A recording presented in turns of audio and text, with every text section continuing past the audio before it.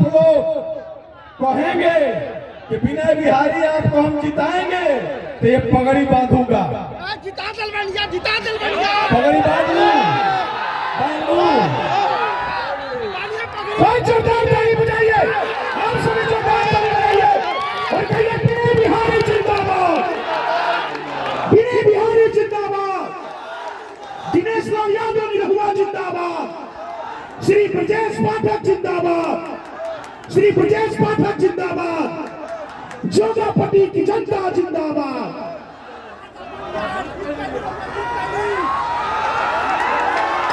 विजय का माला पहना रहे हैं आप सभी के बीच माननीय उप मुख्यमंत्री उत्तर प्रदेश के रउआ लोग इनके आदेश पर जोरदार ताली, जोरदार ताली, जोरदार तालियां। रउआ लोग इनके आदेश पर बार ललबानी पगड़ी, लेकिन अगर हार भइल तो ये मोछ मुड़वा ले, जोगापट्टी का मोछ है, तो जोगापट्टी का मोछ है, ये मोछ मैं कमवा दूंगा, नहीं रखूंगा आज के बाद मोछ, और ये मोछ नहीं रखेंगे तो आपका अपमान होगा, हमार कुछ ना होगा।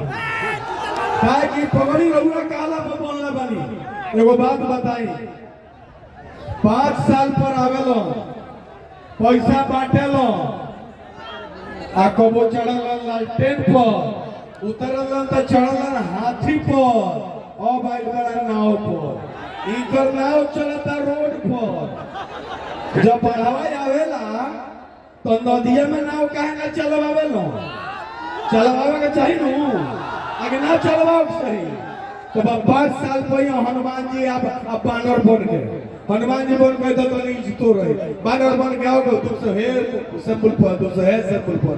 तो एगो बात समझ ली, हम हारब तबो ना और बबुआ है, और जीतब तबो ना और बबुआ है।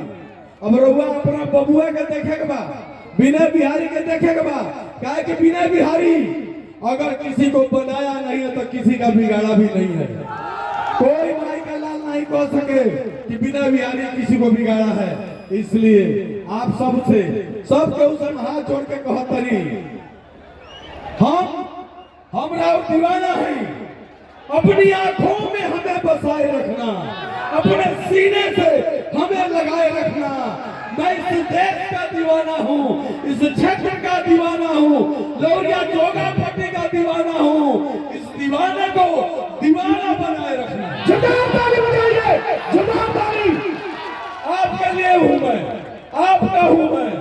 ये आदमी यहाँ पर आकर के अपना वोट नहीं दे सकता, वो हमने के वोट मांगता। जेकर आपन वोट कहाँ गिरला, चनपटिया में का नहीं खेल मिला। कहा था लोग कि 10,000 खाता में आई बनू, वो सब वसूला जाइए। आपको मैं इस मंच से ऐलान करता हूँ कि 10,000 रुपया अगर सरकार वापस लेगी तो मैं जोगापट्टी ब्लॉक में अपने आप को फांसी दे दूंगा। जोगापट्टी ब्लॉक में अपने आप को फांसी दे दूंगा। ऐ लबड़ा लुच्चा झूठा लोग ये मत कहो, अरे हमारी सरकार 10,000 दी है, अभी 2 लाख देने वाली है।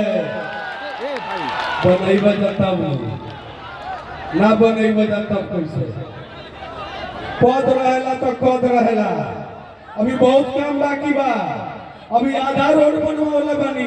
लोग का कहत रहे पैंट खोलला से आ कुर्ता खोलला से रोड बन जाए, ड्रामा कइले बड़ा, सिनेमा का हो ड्रामा कइले। रोड बनवा देनी नु, बुलेट में बैठे चाहे जावा में कुर्ता उड़ाता हवा में, उड़ाता के दिखाऊ लो, बनवा देनी नु। आधा जो छूटल बा हमार ना हो, तब वो पैसा मंगवा दिल बनी 95 करोड़। 95 करोड़ आ गई बा। नवलपुर से रतौल अब की पारी रवल में जिताए ना बनवाऊनी तो दोबारा चुनाव ना लड़ो। नहीं बनवाए अगर रतौल तक का सड़क जो आधा अधूरा बा, जो हमार ना हो, बघा विधायक के हो, वाल्मीकि नगर विधायक के हो, बाकी हम अपने जनता जनार्दन से कहतनी कि रोड ना बनाओ तेकरा बाद चुनाव ना लड़ो।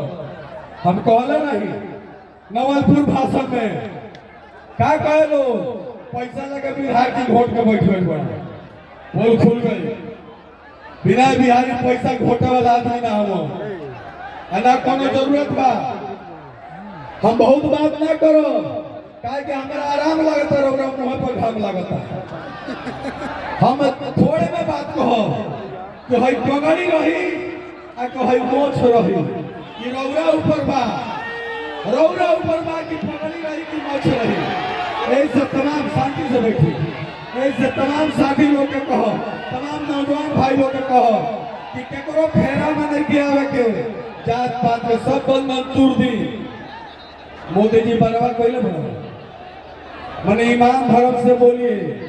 हम तो बानी दक्षिण में है, उत्तर में है, लेकिन वो सब लोग बानी दक्षिण में।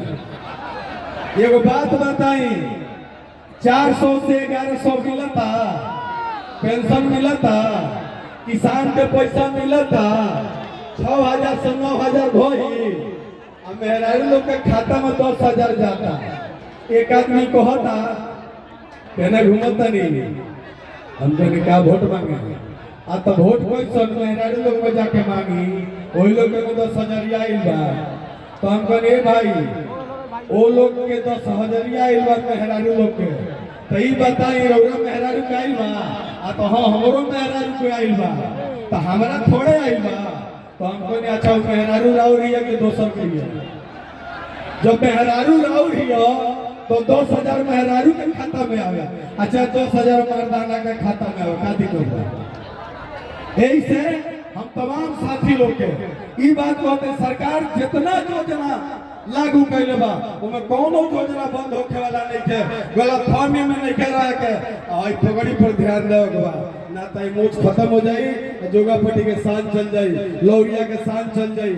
ऐसा ना होके कि चनपटिया से केहू आवे बड़ा मुश्किल से खदेरले बानी। अब फिर वह बात हुई, कुछ लोग बा जो बिका गई बा कि वो लोग का मन में आई बा, भगवान वो लोग के सद्बुद्धि दे। हम यही बात कह के जनता जनार्दन भगवान रूपी जनता के प्रणाम करत कहब कि अपने लोग हमरा पर ध्यान दी। ये लड़ाई जौन बा 5 साल का नहीं थे, 3.5 बरस के बाद, 3.5 बरस बाद फिर चुनाव हुई, जब सांसद और विधायक के चुनाव एक साथ हुई। ऐसे तमाम लोग का अनुरोध करा हम अपना बाड़ी के विराज से जय जन्म धरती, जय जनता जनार्दन, जय लौरिया जोगापटी, प्रणाम। जोरदार ताली।